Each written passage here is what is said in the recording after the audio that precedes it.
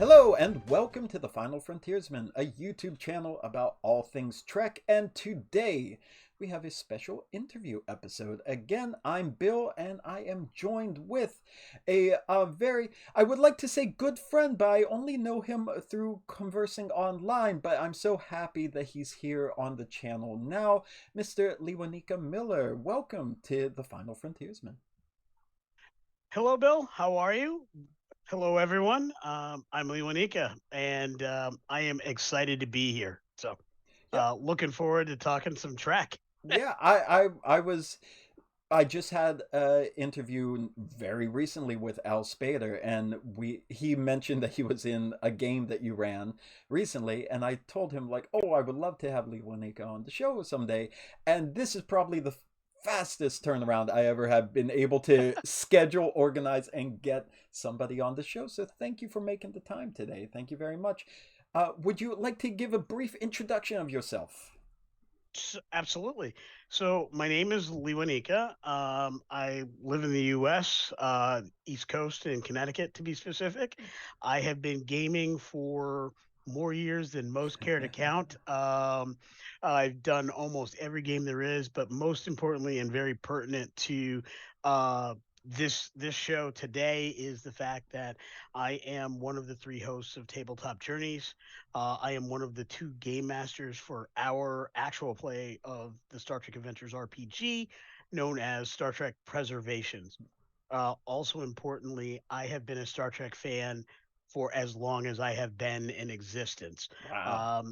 My mother used to take me to the student union at Cornell University Hmm. when I was in utero so she could watch reruns of Star Trek. Oh So wow.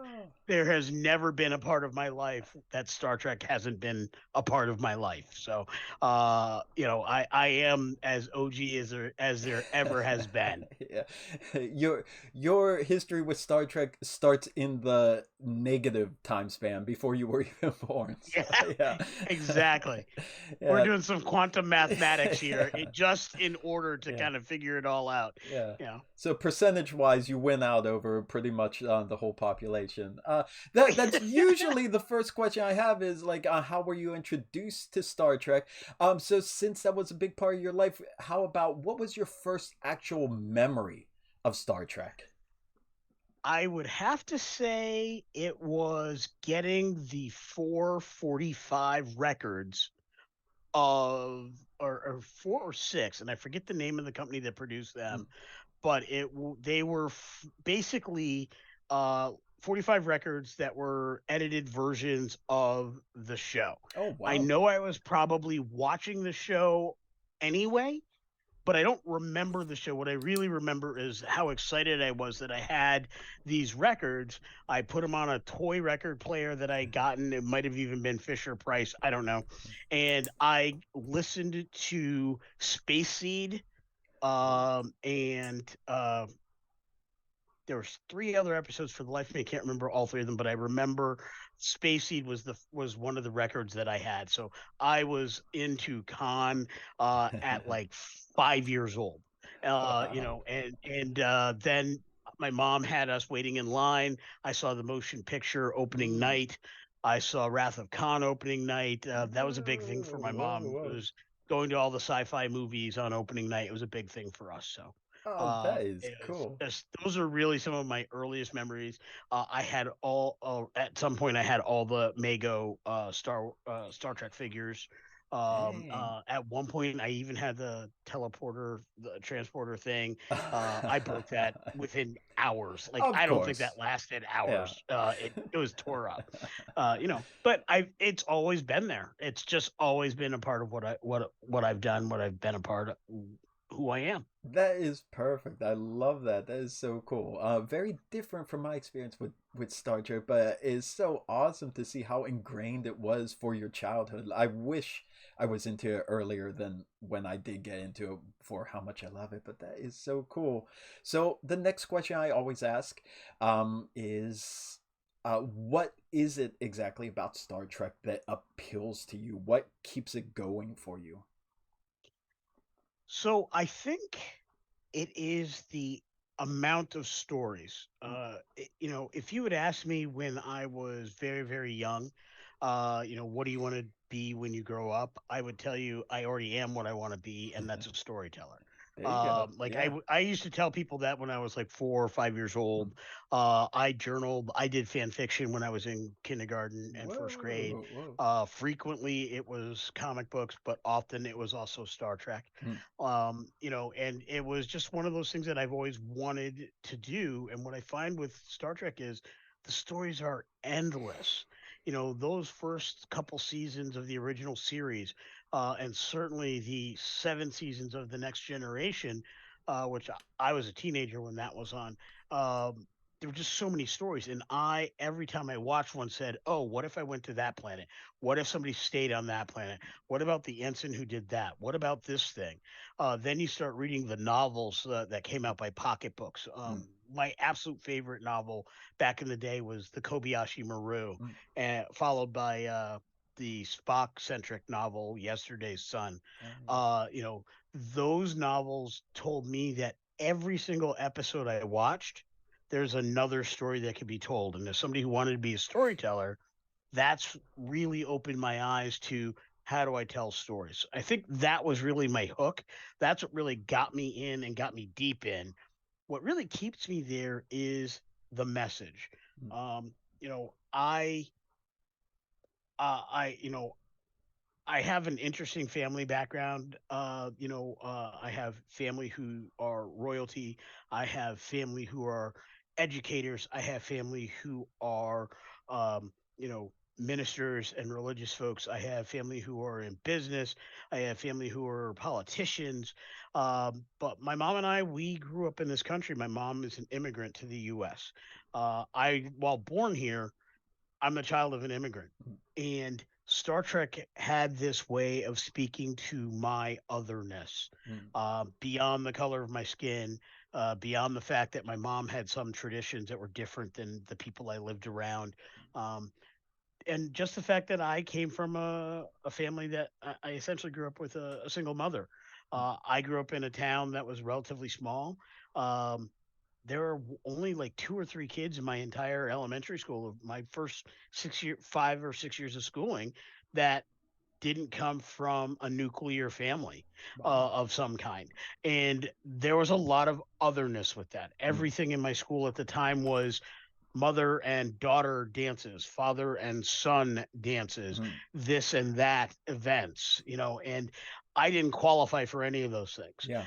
So I really needed a way to find that I counted and I mattered.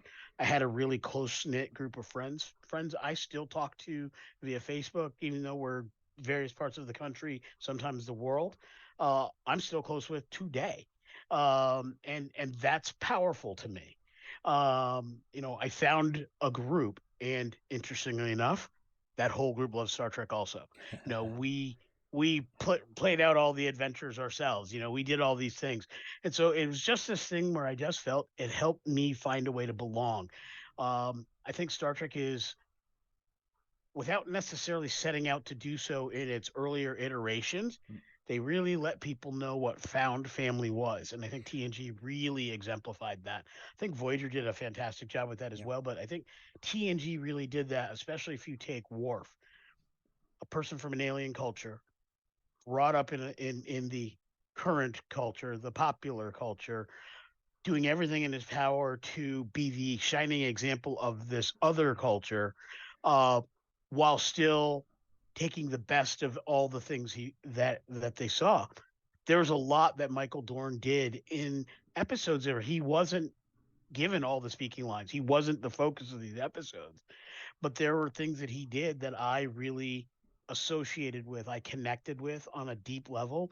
I didn't even have the language for it at the time. It's only now 40 years later or 30 years later that I can kind of sit back and think about it in a more deliberate and educated way. And I'm like, yeah, that's what Star Trek was for me.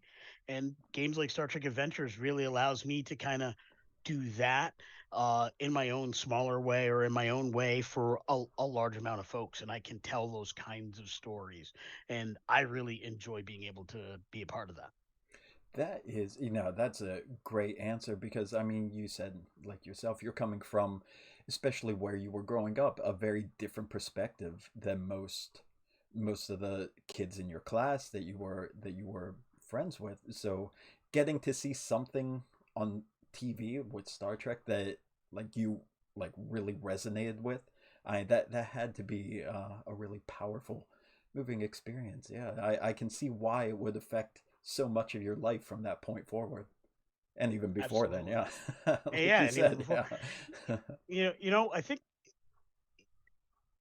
we hear about it now, and there's people who want to use phrases like, "Oh, that's woke" or all Mm, that. And I'm not going to get into all that political mumbo jumbo, but I will say that uh, there's a real strong truism. If you can see something, then you can believe you can be something. mm. Look, I'm not a mathematician. I'm not likely to be an astronaut unless I win the $1 billion lottery that I just signed up. I bought a ticket for earlier Fingers tonight. crossed, right? Yeah, fingers crossed, and I might take a couple mil just so I can hit a capsule and get to space, because who doesn't want to go to space, Right. right? Why should it just be Bezos? But I really strongly feel that there's just a way to kind of, one, connect with people around us, two, understand ourselves, that is really inherent to science fiction as a whole, or can be storytelling as a whole. Good storytelling, whether it be via comedy, drama, adventure, even horror, whatever the genre is, can really be a great way to kind of illuminate parts of ourselves. As a role player, I often tell people I pick an aspect of myself, and that's the character I'm going to play, and it'll be that to a large degree. Even within Star Trek Preservations, one of the major NPCs is a character by the name of Admiral Pritchard, or actually, I stand corrected. I'm thinking next season. Oops, spoiler. Commodore Pritchard. That is based on a character I played years and years ago in the last Unicorns version Mm, of the Star Trek role playing game, and that was a character that was basically a version of myself. It was a particularly flawed version of myself, and that was on purpose because of the story I kind of wanted to tell in that game. mm. And now preservations, and I don't do it as a DM NPC kind of thing per se, but it is certainly not lost on me that that's kind of a way for me to kind of see the Star Trek galaxy by way of this character, and see how it's changed over the years, and kind of see how other people interact with that. And I really like that aspect of it. Well, that's very cool, and I like, and that's one of the things. Again, as I'm mainly a GM, do you play often, or do you mostly GM? I wish I could play more often. I was in an actual play for a couple sessions. That game did not last Yeah. for all kinds of real world reasons, which is a shame. Mm. I have not got a chance to play Star Trek nearly as much as I want. If there are any GMs who are looking for a lonely short guy who wants to play, hashtag call your boy TTJ. I would love to join in a game and play more regularly. But honestly, I often find if it's not, the world's most popular role playing game, which I do play in. I have two games that I play in there that are actually live streamed.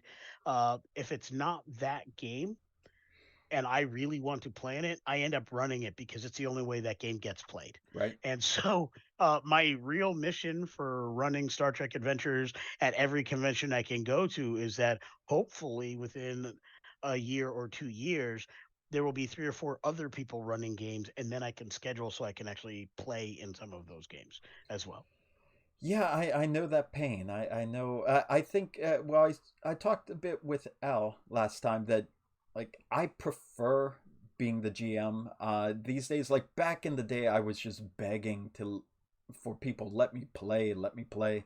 But like you said, if I don't run it, it's not going to happen. So if I want to play it, I have to run it. But over time, I've come to think that's my preferred position. But Star Trek, I just want to be part of the universe for a while. I want to be in it, not just creating it, as much as I love doing it. I would Yeah. just love to put myself into that situation. And like you, the few games I've been part of, they fizzled out Yeah. relatively quickly, which is a shame. But I mean, that's the nature of the beast when you don't have as big an online presence as like the granddaddy games out there. But Absolutely. yeah, You know, I would be happy to just play in one shots every now and then. yeah, If I could get a one shot a quarter, I would be happy as all get out. I yeah, love yeah. making characters for the game. And so excited with the new book that came out, and Oh yeah, yeah. I've made like six characters from the new book already. Like I literally have not even had it a full week yet, and I've made like six characters. I'm like, okay, yeah, I'm ready for this. I know what I kind of want to do. Yeah, it's Um, awesome. it's pretty impressive, and I. I am convinced that it just based on what I've seen whenever I run the game, and I run almost all my games as learn to play, Mm. come with whatever experience you have, we'll get you over the hump. You're just going to enjoy the game. That in time there's going to be enough where I'll be able to do it, and I think and I'm okay with that because I'm happy to kind of lead that charge, and quite honestly I have stories to tell, and from a GM standpoint you can't always do that from the player seat either. Mm. So I'm perfectly okay doing that. That game I used to play in a while that Pritchard was based on was a really unique style campaign, very similar to the type of game that Al put together for the Admiralty or Captain style game, where every player had their own ship. And Oh then we wow. all made NPCs for our bridge crews. And so and then the GM was in charge of a battle group during the Dominion War, and we Oh. just did missions. So that's what we were doing in 2003. And so this is kind of the game that I now play is after the Dominion War. One of those captains has has been promoted. His ship is in the hands of my players, Mm. and they're dealing with the fallout of some of the missions that were then that happened back in the past. That's the campaign world that we're working on, Oh, that sounds and cool. I absolutely love the fact that um, it was a bit of a unique thing. Each ship had its own personality because each was a different player in charge of it. So it just really worked out well, and I enjoyed that. That's not the kind. That's the rare circumstance where I got to tell a story from the player's seat. Mm. I don't think that always happens. I like to make sure my players in my game, certainly in Preservations or actual play, certainly in Star Trek Expeditions, which is the game I run for our patrons as well. The players get to do that. I make sure they have a lot of bandwidth within their life paths to kind Mm. of tell those backstories, and we dig into some of those things, and we bring some of those characters up, and we make all those great connections that famously you see in all the shows, Yeah. that kind of thing. So I love the fact that I have the ability to kind of tell stories in a way, or GM stories in a way that does that. And I have the benefit of having my co-host, my business partner, my friend for all these years, Josh, who co-GMs that game. So we actually co-GM our actual play, uh, and because there's those two different people that kind of do it, we can really kind of get into some different ways of approaching the story and really get some good Mm. variety in the types of stories. Yet it's still very cohesive. Yeah, that brings up a good point. Connects to a question I did want to ask you eventually on here, and I think now's as good a time as any. I want to ask you more any kind of advice you have for people coming into role playing, whether they're new GMs or just new players, just new to TTRPGs in general. But also, since we're talking about it, can you explain more how you coordinate co-GMing? Because I think a lot of people get overwhelmed by just regular GMing, just one person running a game, and then figuring out how do I coordinate with multiple people to do the same thing. So, if you want to touch on any of that, just advice for people, Yeah. and also how you manage to run your co GM group. Sure. So I'll start with the player end of things. Regardless of your game system, if you're going to be playing a game, um, just be aware that if it's the first time you're picking up dice or sitting down at a table, whatever the mechanics of your game are, it's not going to be smooth, and just be okay with that. You have to have faith in the people you're sitting down with, that they're going to run a good game. If you're going to a convention, almost all the time, and I'm sure there are exceptions out there. Everybody's probably got a weird story to tell, but most of the people I've sat down in convention rooms where I'm running here, and there's three other tables in that smaller room, or a bigger room, or a grand dining hall in a high school mini con or something like that. They're there for the passion of it. Like, very few of those people are getting paid to do that. Occasionally, if they run enough games, they might get a cheaper ticket. But as a general rule, they're they, they want to do that. And more importantly, they want you to have fun. So lean into that. Lean into the type of character you're playing, whether it's a pre-gen or created. Lean into the fun, but mind those social cues. It's role playing, regardless of your game, is a collaborative experience. Michael Desmuke is famous for always talking about yes and, Yeah, yes and. yeah. That is so true. Be ready to do that. You don't have to be a professional at it. You don't have to be a voice actor. You don't have to, feel free to talk it. Talk. My character does this. My character does that. Absolutely fine. But lean into it. Have fun, and you will find, if you allow yourself to absorb it, you're, before long, maybe not that first hour, maybe not that second hour, likely that first session. And certainly by the second or third session, you're going to find yourself not talking in the third person as much, or you're going to start telling other people the story in the first person. I did this, not my character did that.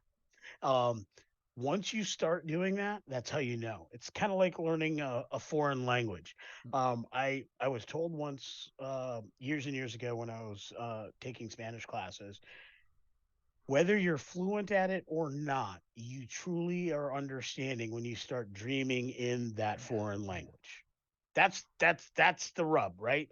And role playing is like that. When you start talking to non-initiates about, oh, last night at the game I did this, you're in. Yeah. You got that, but don't fight it anymore. Join us. Join us. We're gonna have a blast. That's that moment, and I love watching, because you can tell as a GM when people have those first moments.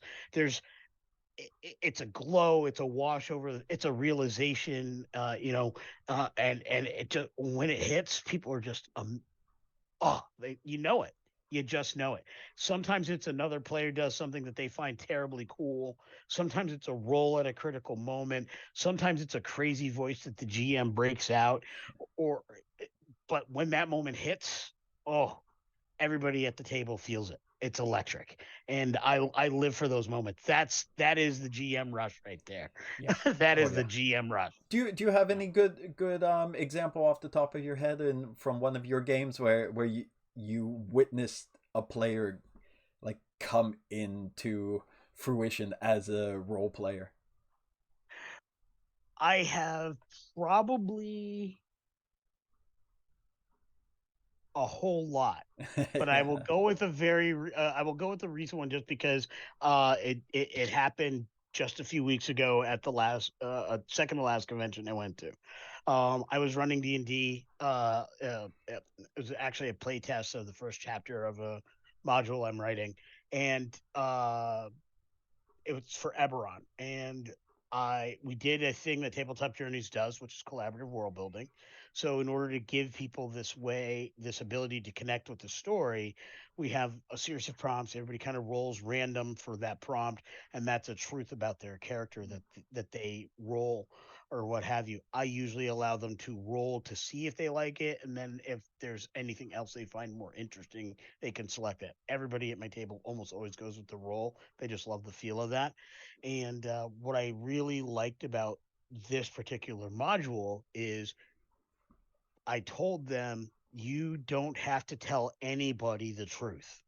You're going to write the truth down on a piece of paper, and then you're going to write whatever you want people to know on the piece of paper. I'm going to get those papers, so I will know the truth. Mm. And then when we go around, you just tell people the thing you want everybody to know. Yeah. And so everybody did that. So nobody but me knows the truth about these characters. And about halfway through, the truth of one of those characters' kids got revealed Mm. in a fabulous fashion. And that character um, did something completely unexpected, kind of saved the day for an NPC in that moment, revealed this truth, and everybody kind of looked sideways at them and was like, but you were, and he's like, no, not so much, and then kind of rolled, and I kind of just watched everybody kind of go around. There was a young, there was a couple families there, uh, a couple. There was a father and a son. There are two couples, a father and a son, at the table, and I remember the look on the son's face saying, "Oh my god, that's so cool." And then one member of one of the couples was playing the Warforged, and she had just had this great character affect that she did, and was so matter of fact and robotic in the way they expressed themselves, and that kid was just enamored with that character. And I remember for the rest of the next day at the convention, that kid just kept coming. Every time I saw him, I was like, that was so cool, that was so cool. And I That's kind of just, I awesome. really felt that Yeah. moment. And then another player I had the very first night of that convention said, hey, my good friend and his son were at your table Saturday night, and or yeah, Saturday night, and so and so, Johnny, whatever the child's name was so amazed. They absolutely loved the game. They loved what you did, and it was so much fun. And so I live for those moments. Yeah. You know, if you can provide that moment where it's like that was a moment. Like I don't know if it was the best moment he had that weekend. Sure felt like it from my perspective. I mean, I'm gonna tell myself that was the best moment he had the whole convention. That's the story I intend to keep telling. But it was just really cool to be a part of so many positive experiences, That is so and cool. I love that. Yeah, that is amazing. That is so so cool. I'm sorry to interrupt your advice in that, but I just want to hear from your perspective what you've seen since you brought that Yeah, point up. So yeah, absolutely. From a GM perspective, whether you're brand new or starting it, I'm odd. I heard you say it on a couple of your more recent episodes, and even a couple of your older episodes. You're not a big fan of running boxed adventures for whatever reason. You really yeah. like building your own stories. I have always been that way myself, or traditionally been that way myself, which is weird because I write my own modules as Mm. well. But I also tend to write modules that leave so much room for breathing. And what I found with Star Trek Adventures that I really, really love, and this is great, where the advice piece comes in, is I love the mission briefs Oh yeah, yeah, because yeah, it's not a full adventure. Like yeah, I'm not great at running full adventures because I'm doing a thing and I'm like I just riff on, I get lost in the sauce as a GM. yeah. Somebody goes down this path. I'm like, I like that path too. Let's just do that. Next thing I know, like our session's over. We've never even done the thing that was in Yeah, the session, but everybody had a blast. That's yeah. that's why I don't tend to run boxed or pre-printed adventures. But with mission briefs, all I got to do is hit story beats. There's three story beats with most of them, sometimes even two or whatever. And then you got a B plot that you can use, or if you're putting it into an existing campaign, I tend not to use the B plot. I tend to use my own B plot from my campaign. That's how I get that Mm. connectivity. And I'm just able to roll and go with it. And I just find that that is so much easier. I don't feel I'm doing a disservice telling somebody this is the adventure I'm running Mm. and then doing it differently. Yeah. With a mission brief, it's kind of just there, and I really, really love that. And which is why for my conventions now, what I'm planning on doing when I run STA is I picked out two different mission brief series.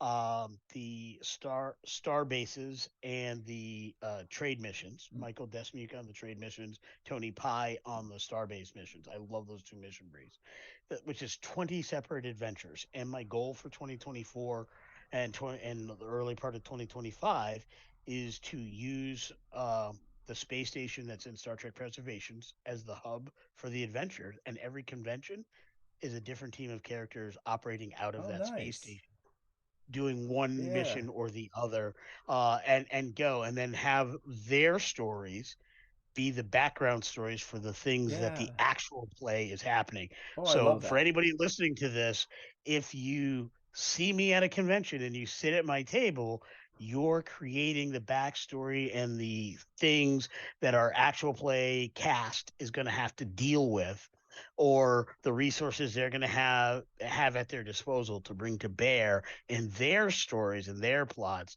You're doing it at the convention. So Oh, that I'm is so cool. creating our own mini universe, every convention I go to.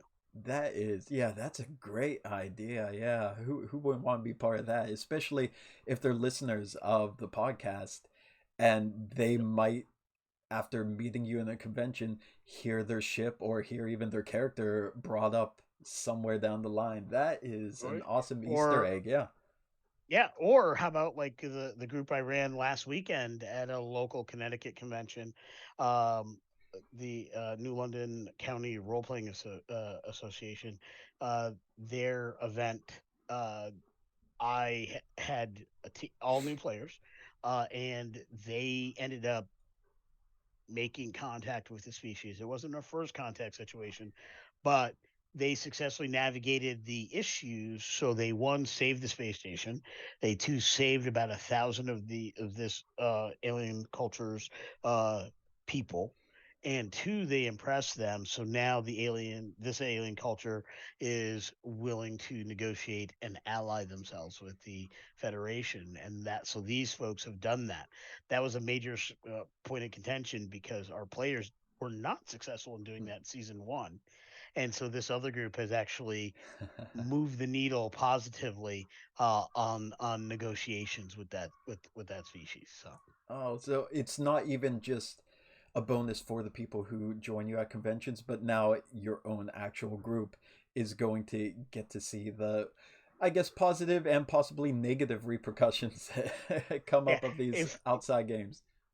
absolutely. So in this particular scenario, there's a bomb on a colony ship, and the aliens had parked it next to the station. And I won't give too much away. I mean, it's a mission brief, so the basic setup is the basic setup. But Mm-hmm. the net result is the players could have failed. Mm. At which point that could have gone bad. So Oh yeah, now the actual play could have had a little miniature conflict or war going on, yeah, but now they have friends, so it could have gone either way. And I really like that. I love those. I love the fact that it's player generated mm, and not necessarily GM yeah, uh, uh, created drama. yeah. The fact is that this universe is so varied that why should it be just me or just myself and Josh deciding all these other factors? We want to create situations and watch people play in this universe we're Right. creating. That's I think that's one of the best parts about being a GM. Like I do love making up stories. I do love telling stories, but it's like I get to share an idea and then sit back and watch a movie that is being filmed live in front of me, and I have no Yep. idea how it's going to play out. I know the concept, and then I have to try to roll with it to keep it going, but it's out of our hands once we throw it to the players. and Yeah. Yep. it's just exciting. We recently, in our own game, just briefly, we came back. We started our second season, and I threw. It's pretty major concept. I threw it out at the player, and I had the one who plays the commander on our ship, the Chris who plays Commander Locke. I gave him the first scene because how he was going to respond to it and interpret what was going on was going to shape how the rest of the episode played. I wasn't sure how he was going to take it just from the information I gave to him and just throw him like right in the middle. And the way he did it was not the way I thought he would, but I loved it. And it Yeah. changed the way it reflected in how every other character played once their character came into the scene. And it's like for us, for GMs, it's like this is gold. This is amazing. I never would have called that before the game started. Earlier today I was kind of doing something, and I was listening to a podcast about business things and the environment and different initiatives, and I caught wind of an actual scientific technology that I thought was really cool, and I'm like, ooh, how can I use that up for Star Trek? Yeah. And I'm like, I could do that. So I came up with that concept. Then like, now where would I put that? I'm like, ah, yes, I'm gonna strand some people on a desert planet. And that kind of thing. So it's like I really, really love those moments. Like let's just do this, put them in this situation, and see what they come up with. See what You happens. know, let's just go with that. And then Star Trek Adventures just has those kind of mechanics that allow you to Yeah. just do that because it's not prescriptive. Yeah. Because uh, you know. Players get to decide their approach to a problem solution. One of the things that I say, going back to advice that I say when I do my session zero piece of any convention game or my session zero in general is I'm not a prescriptive Mm, GM. So I'm not going to tell you, here's the task, you need to roll this and this. mm, I'm gonna say, here's the problem, you're going to tell me what you want to do. I'm going to say that's going to be a task challenge. Uh, uh, you know, what's your approach to that situation? You describe how you're going to approach it. Then I'm going to say, okay, that sounds like a this or this. What do you think? And then we're good to go. And mm. that the first couple times when somebody's not used to me takes a little bit longer, but before long, it's pretty natural. Yeah. And it becomes really, I'm thinking I'm going to do this and this. Does that sound like such and such role? Yeah, that makes sense to me. And occasionally I might say, I don't think that's really the way you're approaching it. I think it's more this than that. Mm. That doesn't happen that often, but occasionally it does. I think that's kind of the role of a GM, is to kind of Yeah. add a little structure every now and then. But I love the fact that I'm not prescriptive, and because of that, I get those things where it's different. I tell people all the time I love the rescue at Xerxes 4. I love Hmm. that mission. It's a great mission. And I've run that I think 6 times. Oh wow. It has never been resolved the same way. Not one time. That's amazing. It's the exact same problems. Yeah. I do the exact same things, and it's never been resolved the same way. In fact, I would say that it is usually, with two exceptions, of the 6 times I've run it, the variance between parties starts as they're crashing at the beginning of that scene. Like it veers off Yeah. course immediately. I've had people do some things like in the opening moments that nobody else did. And I've had some people that get to the middle of the first scene before they do something different.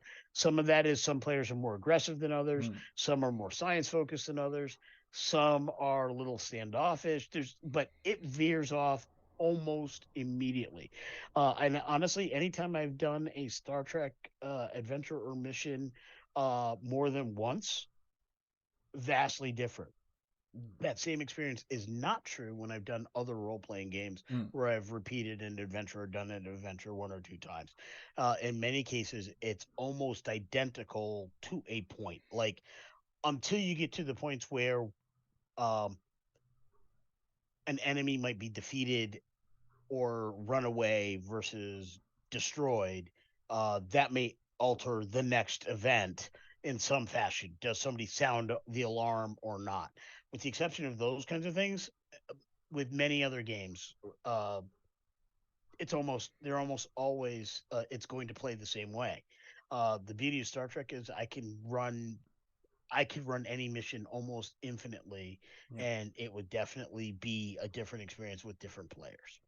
I don't think a lot of players, if they've never tried GMing, I don't think a lot of players realize just how much of an impact their decisions make on the game. And there's been a lot of sessions I've been part of where a situation comes up and a player will make a comment, something like, "Well, I think I can only do this." It's like you have no idea. You could do anything you Anything. want. Yeah. You can literally do anything you want, and it's going to change the story not just for what you're doing, but for everyone at the table right now. So I don't think a lot of players really grasp that like what you're doing is really building the game, and the GM is more or less the referee that's like, oh, okay, well, this happened, now we're going to push into this direction and take it from there. We're just going to alter the course, just to follow the flow. It might look smooth, it might look like, well, that was supposed to happen, but Yep. it's really a collaborative experience, and that's why I love role playing so much. More than video games, more than board games, it's just you're not restricted, really. It's so cool, and your stories highlight that so well. Absolutely. You know, as Josh and I were getting ready to prepare and start Star Trek Preservations, and we're like, the reality of running a podcast that does 2 episodes a week, Mm, that does interviews, that does informative videos, that or informative episodes, that does actual play pieces, that also includes a production company, a publishing company where we are writing content, we mm, are doing Kickstarters, we're writing books, that also freelance, where you also have one of the hosts that works a full-time job, is a father of 6, grandfather of 5. You've got another host who is a father of 2. One of those is a year old, has a 9 to 5 job, owns a business, owns a small business with his wife, and does the podcast on top of that. You know, and then you have another one who is a father of 6, who's or 5, and has all the life things. And we are still making the time to do all these episodes. I mean, you understand, none of this happens easily. The hour or so we're ever on air is not the only hour that it takes to do the thing, nope. right? Not at all. And I'm not even talking about the editing. Yeah. That's a whole nother podcast episode. But when you start putting all that together, we're like, there's no way one of us is running a quality game, Mm, 10 episodes a season, and getting it edited in time and mm, doing all those things for air. That's just not going to happen. yeah. We're going to have to depend on each other in order to have some semblance of a schedule, Yeah. and be able to adhere to that. And so once that decision was made, it's like, so what's the story we're going to tell? So we did start with the story that I kind of started with, and I said, so here's the kinds of things that I want to do. We talked about that. I had an outline of what season 1 would look like. These are the big beats, and I think I only had 3 big beats that we had to hit. And I said, other than that, let's just write good Star Trek episodes that fill that in, and then our B plots will just add a little bit here, a little bit there, a little bit here, a little bit there, and we'll get where we need to go at the end. Mm, And we did that. And then, when we got into season 2, it's like, okay, so what are the point now that we've got to that milestone, not in the gaming mechanic sense, but now that we hit that milestone, what does season 2 look like? So we did the same thing. If we're going 10 episodes and we have to keep it to 10 for scheduling reasons, it's like, what are the beats that we need to be at? What are we going to do? And then we kind of set that up as well. And right now we are actually, they are finishing the recording of episode 3 as you and I are talking. oh, wow. So like they were actually getting ready to go into recording as I was signing on here. So they're actually recording episode 3 right Oh, now. cool. But one of the things that we did is we said, look, we had a great season with season 1, but I really want to dig into where the players want to go. Mm, So I wasn't sure how to do that. So I did a little thing. So I'll say to GMs who are out there doing actual plays, do this for 2 reasons. One, it really helps your audience get to know your players and their characters. I did little half hour ish interview episodes with the players, Mm. with the first 15 minutes be basically talking to the player as a person, and so they can tell their story to the audience. And then the second half is, let's talk about your character. What are the things you really liked from season one? What are the things that you from your character perspective you want to get into in season two? And all the while I'm writing down notes. Yeah, yeah. And so you do that with your cast, and all of a sudden it's like, man, I wish I had 15 episodes for season two, because I got some good stuff that we want to get into. Yeah. But I really think that we've upped the ante in season two a lot, because we've been able to really find out what the players are engaged with. And what I'm sensing just from the first three episodes is how much they're engaged. They were always engaged. They were always excited about the game, excited about their characters. Mm.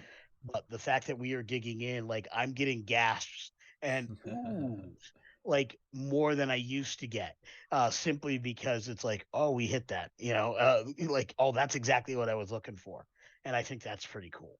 That's awesome. Yeah, I love that tip there. Like just Yeah. have like a private conversational session with each player slash character and just mine that for content. Well, the reality is, I'm a big fan of the special features on Yeah. Yeah. DVDs of old, right? Yeah. And as a content creator, got so much out of getting behind the mind of the actors and getting behind the mind of the Mm. showrunners and the directors and the even the visual when they talk about the kind of shots that they want to do and the costuming and the kind of thoughts that they would put into that. That's all stuff that's in my head, because I would always get into all of that. I was never big on Redbox, because Redbox would come without the special features, so Yeah. I always went and got them with the special features, right? So, uh, to me, that's what we did. So our break between season one and season two, as opposed to doing reruns and other things, we simply aired each of those interviews so the audience could do that, and it also is a great way for other folks who may not have caught us during season one.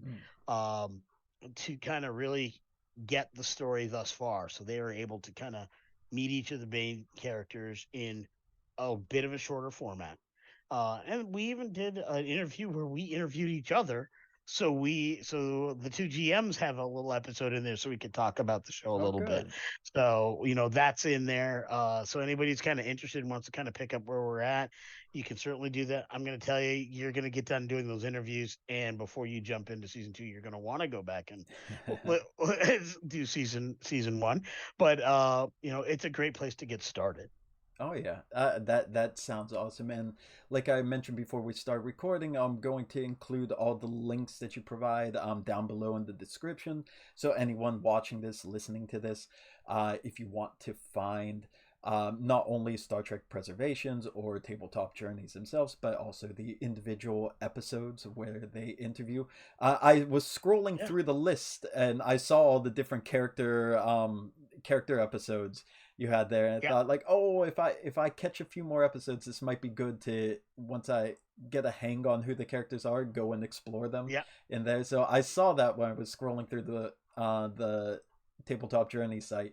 So eventually I'm going to get around to them, but it's cool to know exactly how you built those episodes and also your ulterior motive for Yeah, doing them. yeah. Well, look, as GMs, when you're running a big game like this, because Yeah. it's a big game, right? Because it's for air, because there's quality standards that we really want, and we want it to be fun. It is not a job. It is not a game. It is a little bit of both. And so. Uh, and I'm a bit of a perfectionist when it comes to my games. Hmm. Uh, some would say maybe not as healthily so as I as would be fun, but uh, you know, there's a reason why I have games that have run so long. I finished two high fantasy D&D campaigns earlier this year. One of those had been 6 years and went from level 5 to level 17 or 18ish. Wow. Wow. Um, so that was a 6-year campaign. 2 weeks later, I finished an 8-year campaign that went from zero level characters, so basically 5 levels of zero level, all the way to 19th level. Whoa, that's a Um, massive change. yeah, so and I that doesn't happen without having some, in my opinion, perfectionist qualities. You don't do it's tough, Yeah. it's funny because I hear people talk about, oh, no one gets a game past level 8, level Hmm. 9. I'm like, yeah, I kind of do all the time. Yeah. Yeah, that's what I run. But I'm also, the two live stream games that I play in, um well, each individual campaign is not particularly that long. One of them is about 4 years old at this point. The other is going on its second year now. Um, that's in a campaign world that has been being played. Let me try to say that three times fast, since 1989. Whoa. And Really? there were a couple of years where that game was not played Yeah. at variant times. I joined that game in 1994. That had already had one or two full campaigns before I even joined that campaign world. Yeah. And then I played in it until actively until 2008. And then I did like a one shot in it sometime shortly after that, 2008, 2009-ish, and it had been played pretty consistently after that. A couple, like, it might have 6 months off or something here or there, and then the campaign started up about 6 months before I joined, in the first month of the pandemic, basically when I was laid off from work. Whoa. um my buddy's like, hey, we're playing online now, do you want to join? I'm like, yeah. And he had actually played in my game, which had gone digital at that point, Yeah. a little bit. He's like, "You should just join the game. We're still playing in Alanis." I'm like, "Yes." So we did it, and and here we are years later. I'm Yeah. still playing in that game. So, these are the kinds of things that I'm used to, Yeah. and I'm really amazed and happy that I get to do that with several different kinds of systems. But now I'm really liking the fact that I'm getting to take those sensibilities in the Star Trek realm, because that's something I That always is. wanted to do, Yeah. and I didn't have the ability to do it. But because we can play virtually, Yeah. we have the ability to do that, and because I can now go, I'm blessed to be able to go to a lot of conventions. I can now start to get almost like a little convention family, and Mm. be able to play with like-minded folks, even though that may not be as serialized, but it's still part of that same world.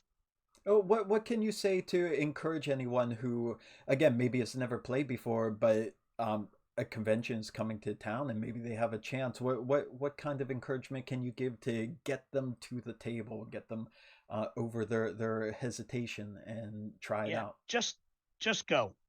Just go get a day pass. Even the more expensive ones, a day pass is usually not that much. Certainly not more than going to a decent meal, Mm. right? So yeah, eat some junk food, get a day pass. If you don't know how to go through and use all the tabletop events and do all that hullabaloo, don't sweat it. Every convention I've been to, the people they have manning their front desk are so personable. They're not only personable, they are personalities. I will talk about Total Con 38 for probably the rest of my life. And the person who was at the front desk that I kind of got to know, uh, uh, Spiny, was awesome. He had a big old stovetop hat. Uh, Always had this grin that went for miles. Just such an amazing personality, and was so helpful. Like, it had been a while since I'd been to a bigger con, and I kind of got into this one a little bit later. Fortunately, with enough time to be able to get some tables, but there's a lot of things that I wasn't quite ready for or used to. And anytime I had a question, I could just go there. My youngest son was with me on the second day of the convention, and is like, just go to the front desk, talk to Spiny, he'll get you taken care Mm. of. And it wasn't just him; everybody involved in that con was just wonderful. So people want to help you; they want you to have a good time, they want you to enjoy your experience. Mm. So just go, just get in the door, even if it's cash on the barrel when you're at the front desk, do that. Ask them to show you if there's any open tables. Ask them for learn to play tables, and they'll set you up. And if there aren't any that are open, ask if there's anybody who's doing pickup games or what Mm, have you. I also would say, and this is my advice for people running conventions, um, get more learn to play games at your mm, conventions. Um, I found at TotalCon there were several, but some of the other cons I've been to, and it's not a knock on the cons. I think the issue is they're not they that convention runners aren't prepared for it, or they expect major companies to do it. So mm, they expect if you're at a large enough con that Wizards or Free League or Evil Genius Games are going to have entry level games or starter games mm, set up. But what I find is that is never going to be enough. mm, Um, when you have 30 organized play tables for your Pathfinder games and 25 or 30 organized play Adventure League tables, and some other group of organized play, and every one of those tables is 2 seats shy, mm. but there's a bunch of people who've never played Pathfinder that want to play. They're not going to go to an organized table event. Yeah. They need a starter adventure. So my guess is the way to do that is to ask. Never demand. I don't like demands, but ask. Mm, Ask of the group that's organizing that big prize. Can you give me one DM for 2 sessions each day to run a learn to play game mm.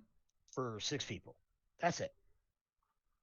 Just do that. If you can do that, I can guarantee if you do that on day one and day two, by Saturday, you're going to have more people. You won't have those single open seats at every table That makes a lot of sense. because Yeah. now people will know how to play. Similarly, I think GMs who kind of GM a lot of STA that get to go to a convention, consider running the starter mission, consider running Xerxes, consider running a simple mission brief packet, Mm, just one.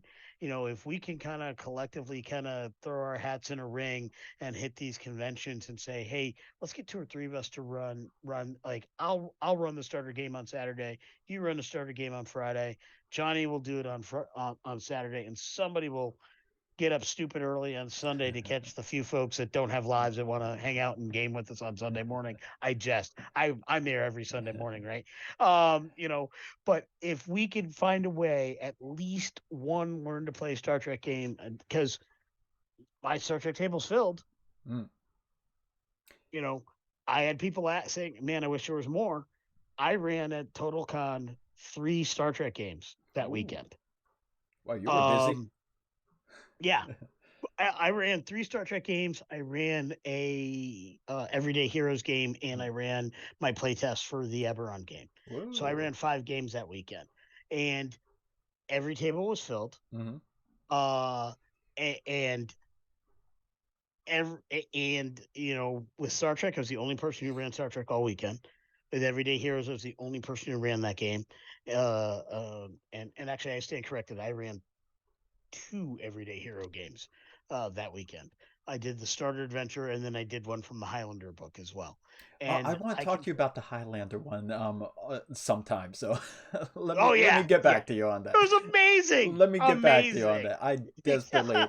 desperately want to Oh talk my about that. goodness, oh my goodness, it Yeah. was good. Okay. Yeah, and then we'll also talk about Universal Soldier because I got that Yeah, book. It's yeah, sitting yeah. over on the shelf over there. Okay. Yeah. Okay. So yeah, Okay. yeah, Yeah. I have thoughts and thunks on that.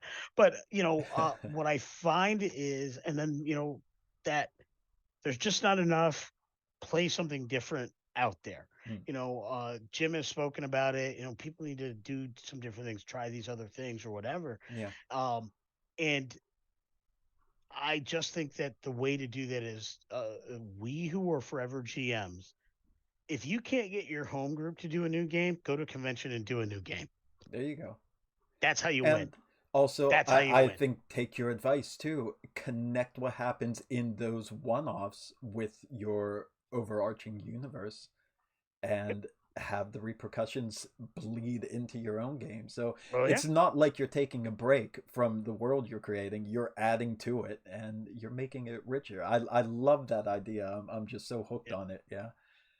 It's absolutely great. It's absolutely great. I mean, I chat about this stuff all the time. I have a conversation with Troy Mapins all the time.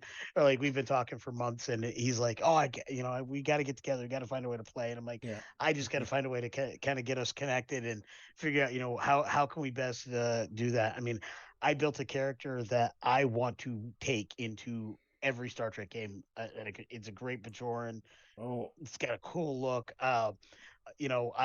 I love this character. It's actually probably one of the funnest characters I've ever put together. oh, dang, yeah. You're going to have to share that once you finally get to take him out for a spin. Let us know how the character handles himself in the world Absolutely, of Star Trek. absolutely. Now we're coming up at the end here. We're about to wrap up. We're already about at 1 hour. So before we go, please just tell us a bit more about where to find you, Tabletop Journeys, what projects you're currently working on. That if anyone's interested, they could go and explore on their own. Oh, absolutely. So the easiest way to get hold of us is right or kind of listen to what we do because we are primarily audio. We do Mm. have a YouTube channel, so we have a couple videos on there, but generally it's our audio podcast with with imagery from our various things. But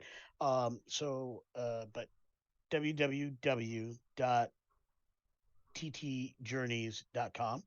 That's our website.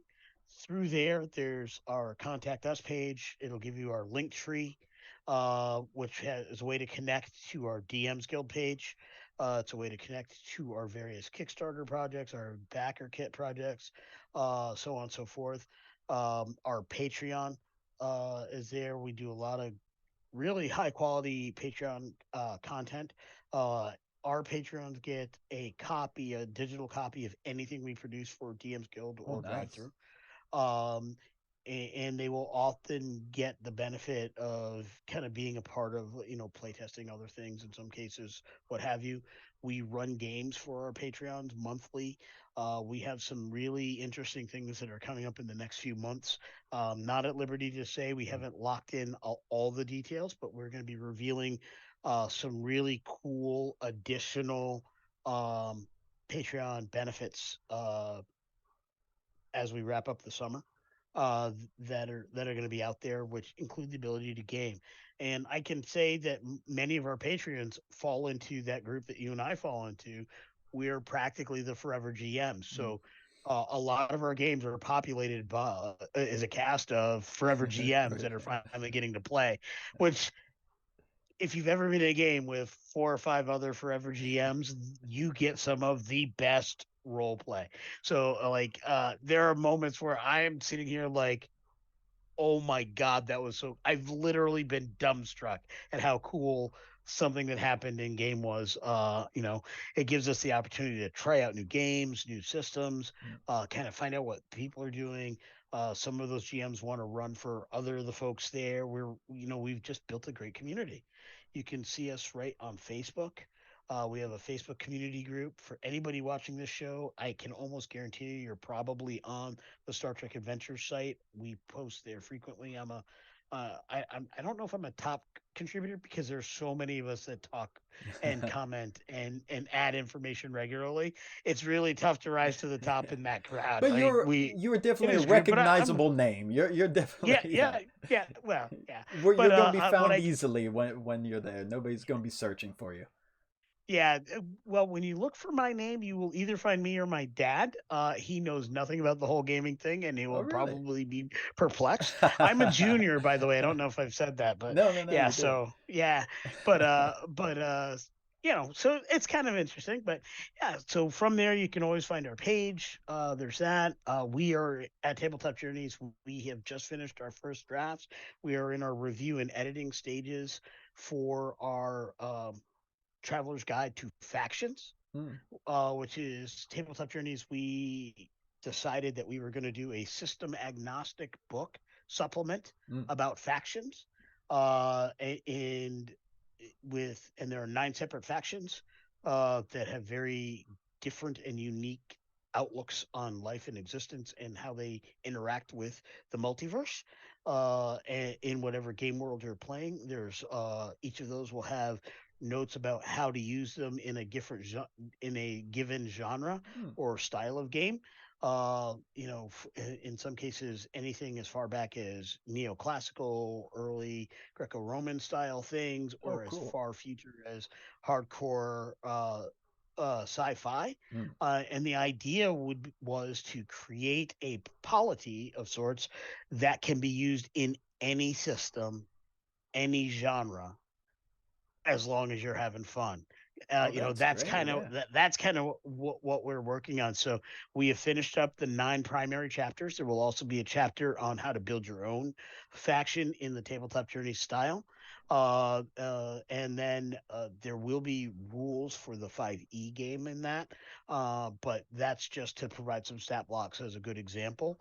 And there will be a lot of notes and sidebars as for if you're in a more narrative based game, this is a way to express this type of ability or this type of thing Mm, that this faction does. So that is moving along really really nicely. Um, we that Kickstarter ended at the end of October. mm, We are still on schedule to have that done. We are on backer kit now. mm, So pre-orders are absolutely available. There's a retailer tier for those who are retailing. That's a book that's currently being sold several places in the US. There's actually a game store in New Zealand that mm. is going to be carrying our book as Oh, well. nice. So that's kind of a nice little thing that I think Yeah. is really cool. So feel free to contact us via the website or whatever. We'll get you set up, or so you can kind of be a part of that and be able to add that to your table. As I was reviewing just last night, one of the chapters, I was really excited about the opportunity to kind of put one of those factions into Star Trek, even because, Oh, like, yeah, yeah, it's yeah. all there. Like the sci-fi element was really strong with that particular group. So I'm really looking forward to how that gets to play. Oh, yeah. GMs can mine it for any ideas for any game, right? Absolutely. And each of those factions will also come with a version of what we call starter adventures, where basically it's the basics. It's not a full adventure, but it's the basics of plot stuff. So you can say, if you want to run a game with this faction as the protagonist, Mm. here are some adventures styles that would work. Here are some adventures if you want to use them as the antagonist, Ooh. and here are some adventure things that you can do if you want them to be the quest givers, as well. So they're kind of basically all these different iterations for this for these factions are in there, so you can use them in so many ways. And building characters like them, there's a lot of tips on how to play characters, good role playing questions. So if a player wants to build a character, whatever their game system is, you can just make a character in your game system. This is going to give you a blueprint to say, I'm going to make a person who's part of this kind of group. Mm. So Yeah, that works sounds really cool. nicely. And please, by all means, make sure that's one of the links you send to me. So if anyone's interested, you could Absolutely. go directly from the page here, so you don't forget. So scroll down, take a look at all the information, all the links, and check them out. Yeah, Tabletop Journeys is pretty awesome. As I mentioned to Al, I've only listened to a handful of episodes over the past few months because I just, well, you know how it is scheduling time, and Yeah. Yeah. yeah, Yep. I don't need to go into detail there, but it's always fun. I loved what I heard, and I just enjoyed today, especially. Thank you so much. I enjoyed talking to you and just getting your advice, and you're inspiring a lot of new ideas in me too for my upcoming games. So I truly appreciate it. Thank you for lending your time today. Absolutely. I so appreciate the opportunity. I absolutely want to give a shout out to Al. Al, we've had on our show a few different times. I met him via Star Trek. We had him on for the Sentience game. Got to know him. Actually, one of the people I was kind of in school with, or I knew when I was in school, college, knows Al and is friends with Al. Cool. And so kind of gave us the handshake and the introduction. Over the past couple of years, Al's become a good friend, and meeting him in person for the first time a couple weeks ago was an amazing moment. Oh, I that was like the it first was time. That the was the first first time time we had meeting met in in person. person. Wow, wow, Yeah, wow, wow, and wow. I got to tell you, if anybody ever wants to know what a good hug it feels like, meet meet Al Spader. That Oh. is a premium hug.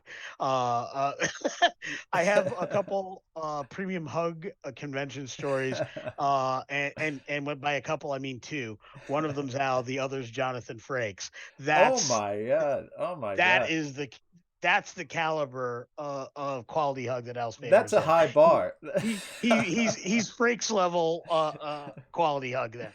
So He has a Frakes rating in the category. yes, That is he is, awesome. yeah, Whoa. Oh, Frakes rating. I'm so Um, happy to hear that. That's great. yeah, yeah. So thank you, Al. Appreciate it. Appreciate you more than you know. And Bill, I've been following you for a while as well. Oh, Your thank you, show man. is Thank one you. of the shows when I said I got to do this, but I got to learn what I'm doing. Your show is one of the shows that I use to kind of get there. I direct people to obviously our own episodes that kind of teach you how to play, but I also direct them to your episodes I as well. appreciate that very So much. Thank you. it is definitely it is such a good game, and there it is so cool that there are like-minded folks that just want more people to be able to understand and be able to play. The And there are community so is many so great, open. yeah, it's amazing. Yeah. Like I just so many people that I call and consider friends that any place else would probably just be acquaintances, and I don't say that lightly. I say that because it means something to me. I get the sentiment exactly. That's how I feel. Like Star Trek Adventures is unique in the world, especially of online gaming communities. Like online communities, gaming communities, they can be very volatile places, and online gaming communities can be some of the worst. But it's nothing but love and support, and just good people wanting to share their passion, such as yourself, such as your group, and such as like everyone you encounter in the Facebook group. They really Yeah, want to spread the love here. So thank you for coming here today and spreading the love with me. So absolutely. hopefully we're encouraging more people to check out convention games, and Yep, if you yep. get a chance to play in Lewanika's games, you just heard how cool it's going to be here. So please look for where he's going. If you also have a link to that, like upcoming conventions you're doing, please send that. I'll put that in the description too. Absolutely, I will. I will do that. We're probably going to be adding a page to the Tabletop Oh, Journeys good, page good. of convention appearances. I tend to do more of them than the other folks, Mm. but there are some that we all go to, and that's something. When you get three Tabletop Journeys tables running at the same convention, it's a whole thing. It's a whole thing. I can imagine. So, hopefully, yeah. As long as you have the link to your site, then anyone, if it's not ready by the time this video goes up, eventually you'll be able to find it, or Yep. so it sounds, right? Oh yeah. Oh yeah. Okay. I'm not the technical one, so that's what I can't promise for somebody else's technical Yeah. abilities.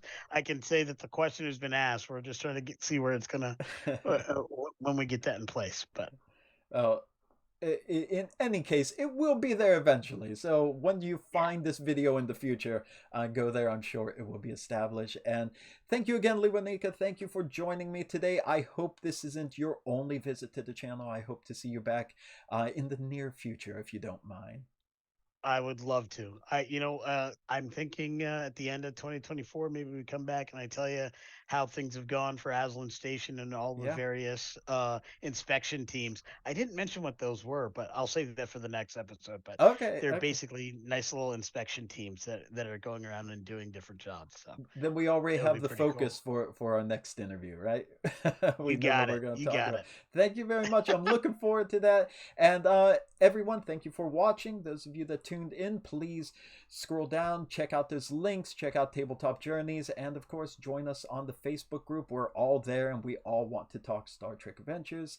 So, as always, thank you, everyone. Be safe out there. Peace and long life. I'll see you. IDIC, y'all.